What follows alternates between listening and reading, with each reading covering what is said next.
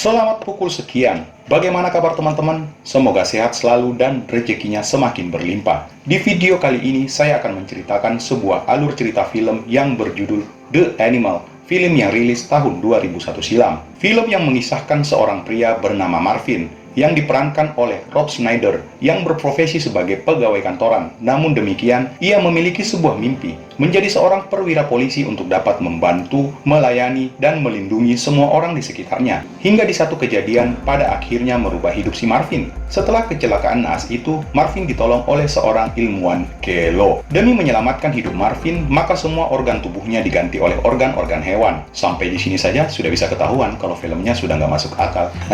Film yang bergenre komedi ini sejujurnya cukup asyik kita tonton buat mood buster, alias mengembalikan mood yang lagi terganggu. Baiklah, tanpa berlama-lama lagi, yuk kita ulik detail alur ceritanya. Namun sebelum lanjut, saya ingatkan kembali, jika video ini full spoiler, yang belum nonton filmnya silahkan tonton dulu baru balik lagi.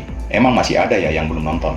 Jangan lupa juga bantu tekan tombol subscribe dan like channel ini, serta share video ini ke sosial media teman-teman. Jika sudah, terima kasih, dan saya doakan semoga sehat selalu dan diberi rezeki yang berlimpah. Amin. Film dibuka dengan menunjukkan si sosok tokoh utama. Marvin tengah bersiap-siap jogging pagi ini. Marvin ini diceritakan adalah sosok pria yang serba kekurangan duit, cewek, postur tubuh yang gak banget, dan lain sebagainya. Dan ia pun kerap kali dibully oleh orang sekitar. Buktinya anjing tetangga aja kesel lihat tampangnya. Apalagi saya.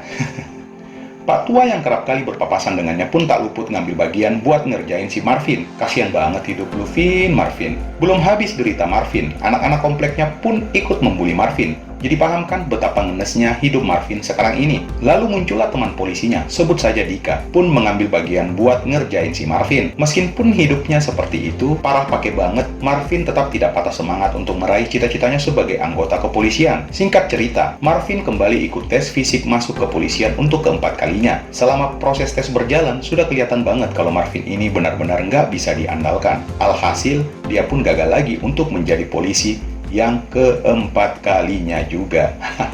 Ada yang lucu di akhir tes tersebut. Seperti yang sudah-sudah, Marvin pun ngompol. Atas kejadian tersebut, orang-orang pun makin menyepelekannya. Namun di antara semua orang yang ngeselin itu, ada dua orang yang baik terhadap Marvin, pun selalu memberikan support serta menyemangatinya selama ini, bernama Fatty dan Miles. Bertubi-tubi kengenesan dan keapesan yang telah Marvin hadapi. Namun untuk kali ini, keberuntungan berpihak kepadanya. Sebab tanpa disengaja, ia bertemu dengan gadis pujaannya yang sangat menyukai lingkungan hidup dan hewan bernama Rihanna. Scenes berganti. Di saat Marvin sedang menonton TV di rumahnya, ia melihat sebuah iklan susu luwak yang menjelaskan dapat membangkitkan hormon serta gizi para pria sepertinya. Karena terpengaruh dengan iklan tersebut, maka Marvin pun memesannya alias membelinya. Keesokan harinya, si Marvin yang bekerja di kantor kepolisian sebagai petugas pengumpul barang bukti harus rela menjaga kantor sendirian karena teman-temannya sedang mengadakan pertandingan softball. Di saat sedang melamun, tiba-tiba telepon berdering. Ternyata ini adalah panggilan 911 untuk meminta pertolongan atas tindakan perampokan. Marvin pun mencoba memanggil anggota polisi melalui pengeras suara, namun sudah dapat ditebak tak ada satupun anggota kepolisian yang meresponnya. Hingga Marvin memutuskan untuk pergi ke lokasi perampokan tersebut seorang diri. Pasti kalian mengira Marvin akan kecelakaan atau hidupnya berubah setelah membantu perampokan, bukan? Kalian salah. Kejadian kecelakaan itu disebabkan oleh lihat aja sendiri. Ini aneh, buat apa tuh hewan berdiri di tengah jalan? Mobil Marvin pun terjatuh di jurang. Alhasil, Marvin mengalami beberapa patah tulang. Singkat cerita, seorang pria misterius datang dan menolong Marvin. Untuk menyelamatkan Marvin, ia melakukan operasi besar dengan mengimplantasi organ-organ hewan ke tubuh Marvin. Operasi pun selesai. Marvin tersadar dan mendapati dirinya berada di tempat semula. Di tempat ia terjatuh dari jurang dengan kondisi mobilnya hancur berantakan. Marvin segera memutuskan untuk pulang ke rumahnya. Dan disinilah hal aneh yang terjadi. Anjing yang biasa kesal dan selalu galak ke Marvin malah jadi takut sampai terkencing-kencing saat melihat kedatangan Marvin. Saat Marvin sedang mandi, kelakuannya sudah seperti hewan. Dan di saat ia berbalik, kita diperlihatkan bekas jahitan menyilang di punggungnya. Bahkan stamina dan daya tahan tubuh Marvin meningkat drastis, sampai-sampai ia melakukan drag race atau balap lari dengan penunggang kuda. Kemudian, saat ia sedang berada di taman, ia tak sengaja bertemu dengan Rihanna. Tanpa disangka, Marvin malah bertingkah seperti hewan anjing. Di saat mainan yang ditujukan buat hewan tersebut, malah Marvin ikutan beradu dengan salah satu anjing untuk mengambil mainan tersebut. Mengetahui hal aneh yang terjadi dalam dirinya, Marvin pun menemui Miles yang kini sedang bekerja di bandara. Di saat itulah indera penciuman Marvin mendeteksi narkotika dari salah satu orang yang baru saja lewat. Adegan kejar-kejaran pun terjadi, hingga Marvin membuktikan kepada semua orang di tempat itu jika pria yang dimaksud benar menyembunyikan narkotika di...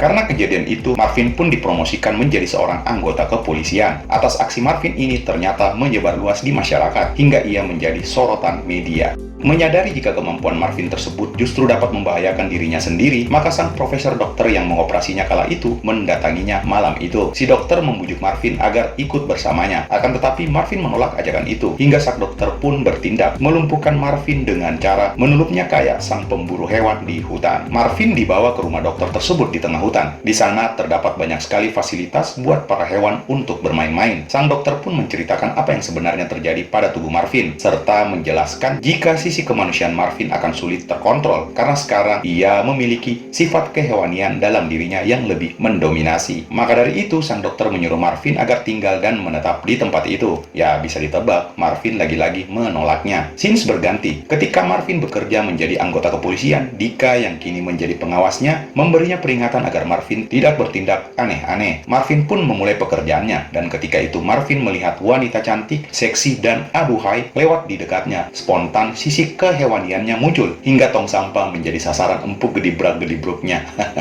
Setelah itu, Marvin mengunjungi tempat kerja Rihanna. Di saat melihat akuarium, tak disangka-sangka Marvin bertindak anarkis lagi dengan menangkap salah satu ikan dan menyantapnya. Bahkan kini Marvin bisa berbicara dengan menggunakan bahasa hewan. Diperlihatkan bagaimana Marvin memberi makan anak kalkun dengan cara yang wajar. Ya, jika para kalkunnya melihatnya, namun tidak bagi saya. Setelah itu, Rihanna mengajak Marvin berkeliling dan mengenalkan satu persatu hewan yang dimilikinya. Ada kejadian lucu, malah simpanse di tempat itu kayak cemburu gitu sama Marvin. Dikira Marvin bakal jadi saingannya, sehingga terjadilah gebuk-gebukan antara Marvin dan simpanse. Asli saya baca narasi alias voice overnya sejak tadi sambil nahan-nahan ketawa cuy. Adegan berganti, Marvin terbangun di salah satu toko daging dengan kondisi perut membuncit akibat kebanyakan makan. Dia pun panik dan segera mendatangi rumah si dokter di tengah hutan. Si dokter mengatakan jika sisi hewania Marvin makin menguasai dirinya. Sisi tersebut atau naluri hewannya akan berkurang ketika Marvin sudah selesai makan, alias dalam keadaan kenyang. Keesokan harinya, Marvin kembali bekerja dan kini ia sedang menjalani tugas bersama Dika. Di saat para gangster mengganggu mereka, maka Marvin pun kembali beraksi dengan menunjukkan kemampuannya di hadapan Dika. Bukan kemampuan bertarung, melainkan kemampuan menggonggong layaknya seekor anjing. Di saat mereka tengah bekerja melakukan penyelidikan atas kasus hilangnya traktor milik salah satu warga, satu ketika Marvin melihat seekor kambing betina yang aduhai dan bahenol menurut Marvin, maka naluri hewannya pun muncul kembali. Selanjutnya mereka bertemu dengan Rihanna. Dika mengajak Rihanna untuk makan malam, namun ternyata Rihanna menolaknya dengan alasan ia telah punya janji kencan dengan Marvin. Di saat mereka berdua menghadiri acara wali kota, Marvin kembali berbuat aneh. Di saat ia melihat seekor kucing, sisi buasnya muncul, lalu acara kejar-kejaran bagai Tom and Jerry terjadi di tengah-tengah acara tersebut sampai membuat acara berantakan sejadi-jadinya. Atas hal ini, Marvin dianggap gagal dalam menjalankan masa trainingnya sebagai anggota kepolisian. Bersamaan itu juga, Marvin mendengar suara teriakan minta tolong dari arah kejauhan. Bergegas, Marvin pun berlari meninggalkan keramaian menuju ke danau. Ia beraksi melompat ke danau selayaknya lumba-lumba dan dengan lincahnya berenang untuk menyelamatkan seorang anak yang tengah tenggelam. Atas aksinya itu, Marvin mendapatkan pujian dari banyak orang hingga membuatnya beraksi menari-nari selayaknya atraksi ikan lumba-lumba di kolam pertunjukan. Ternyata anak yang diselamatkan Marvin adalah anak wali kota, dan ia pun mendapatkan pengakuan dari wali kota yang mengatakan jika Marvin adalah polisi terbaik di kota itu.